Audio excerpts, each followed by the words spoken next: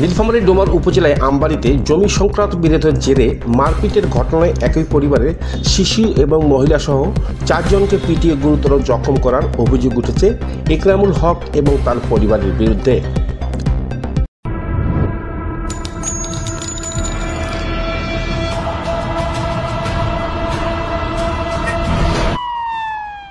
ঘটনাটি ঘটেছে উপজেলার গোমনাথী ইউনিয়নের দক্ষিণ আমবাড়ি পশ্চিমপাড়া এলাকায়।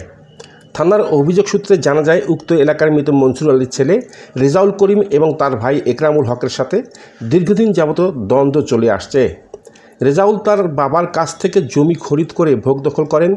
ঘটনার দিন গত মঙ্গলবার 29শে জুলাই দুপুরে রেজাউল হক তার জমিতে ধান রোপা লাগাতে গেলে ইকরামুল তার ছেলে আরমান আব্দুল আজিজ মিলে বাধা প্রদান করেন। বাকবিতর্কের এক পর্যায়ে ইকরামুল এবং তার ছেলে লাঠি সোটা এবং দেশীয় অস্ত্র নিয়ে রেজাউলকে বেধড়ক মারপিট করে। বাবাকে বাঁচাতে তার 2 শিশুকন্যা আয়শা এবং শিমু এগিয়ে গেলে তাদেরকেও প্রতিপক্ষরা বেধড়ক লাঠিপেটা করে। এক পর্যায়ে আয়শার গলায় ওড়না পেঁচিয়ে কাদার মধ্যে ঘোরাতে থাকে। 10 বছরের শিশুকন্যা শিমুকে ঘাড়ে তুলে জমিতে পরপর সজোরে আছাড় মারে বলে অভিযোগ করেন তারা।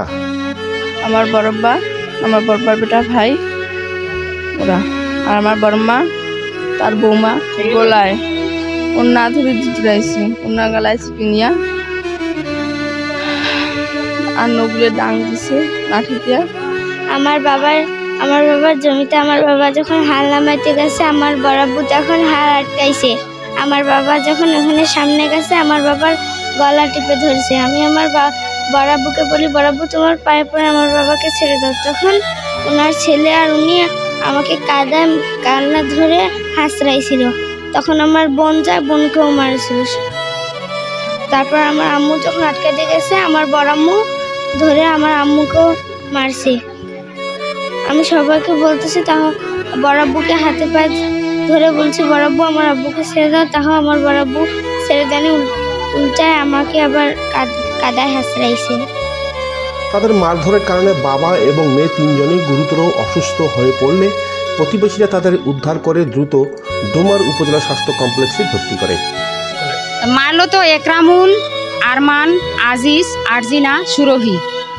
তারা আমার স্বামীকে গলা টিপে ধরলো এবং কি লোহার রড দিয়ে হাতের মধ্যে আঘাত করলো, মুখ দিয়ে কামড় দিল এবং নাকে মুখে চোখে মাথার মধ্যে কিল ঘুষি মারলো। এমতো অবস্থায় আমি যাওয়ার পরে আমাকেও ধরলো, আমাকেও কাদার মধ্যে ফেলে দিল। তখন আমার 2 নম্বর মেয়ে এবং বড় মেয়ে 2 বোনে যা বলে, বড় আব্বু তোমার পায়ে পড়ি, আমার আব্বু আম্মুকে ছেড়ে দাও। তখন আমার 2 নম্বর মেয়েকে কাদার মধ্যে শুধু গোলা ধরে হেঁচড়াচ্ছে, আর আমার বড় মেয়েকে রন্না দিয়ে গোলায় পেঁচিয়া ওই আরজিনা আর সুরভি 2 শাশুড়ি এবং বউয়ে হেঁচড়ে নিয়ে যাইতেছে বাড়ির মধ্যে। কথা বলতেছে না, গলার মধ্যে আঘাত, মুখের মধ্যে আঘাত, বুকের মধ্যে আঘাত। ওরা তো বুকের উপর চড়ছে, কাদার মধ্যে আমার স্বামীকে ফালাইছে। আমি সুবিচার চাচ্ছি। বিশেষ করে রেজাউলের অবস্থা বেগতিক এবং আশঙ্কাজনক হওয়ায় কর্তব্যরত ডাক্তার তাকে নীলফামারী সদর হাসপাতালে ভর্তি করার পরামর্শ প্রদান করেন।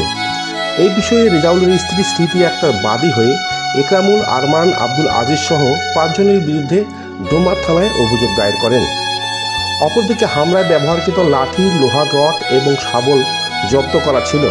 গতকাল শুক্রবার ইকরামুলের আরেক ছেলে ইউসুফ আলী সকলের হাসপাতালে ভর্তি থাকার সুবাদে কাজে লাগিয়ে রেজাউলের বাড়িতে ভাঙচুর এবং হামলা চালিয়ে রেজাউলের বৃদ্ধ মা আবিয়া খাতুনকে মারপিট এবং জখম করে লাঠি, লোহার রড এবং শাবল নিয়ে চলে যায়। তার আঘাতে বৃদ্ধ আবিয়া খাতুন এখন হাসপাতালে। আমরা বসে আছি, দেখতেছি ওখানে চেঁচাচ্ছি, এই দৌড়িয়া দেখতেছি ওই যে শাবলের যে বাঁচাওরে চেঁচাচ্ছে।